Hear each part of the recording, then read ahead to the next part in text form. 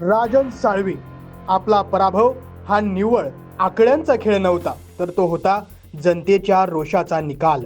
नेता तोच जो पराभव मान्य करतो, पण तुम्ही मात्र स्वतःच्या अपयशाचं खापर दुसऱ्यांच्या डोक्यावर फोडताय. माझ्या पराभवाला कारणीभूत शिवसेनेचे ते नेते माजी खासदार विनायक राऊत. साळवी साहेब, भ्रष्टाचारामुळे एसीबीच्या रडारवर आलात आणि नेतेगिरी दाखवायला रडारड करावी लागते.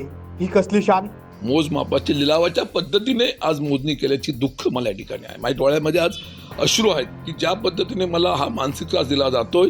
ज्याला धाडीनंतर रडावं लागतं तो नेता नाही, तो जनतेचा भार आहे.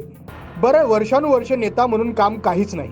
जनतेच्या प्रश्नांकडे पाठ फिरवलीत आणि फक्त पक्षाच्या नावावर मतं मागत बसलात. मग मतं मात्र हवेतून पडावीत असं स्वप्न पाहत बसलात. साळवी साहेब, हात धरून वर नेणाऱ्यांनाच ढकलून देणं ही नेतेगिरी नाही, तर नाटकबाजपणा आहे. परिणाम फक्त एकच, साथींनी साथ सोडली, पक्षाने तोंड वळवलं आणि जनतेनं मतपेटीतून तुमचं भविष्य ठरवलं. म्हणूनच साळवी साहेब, पराभवाची कारणं शोधायला बाहेर जाऊ नका. उत्तर तुमच्याच आत दडलेलं आहे.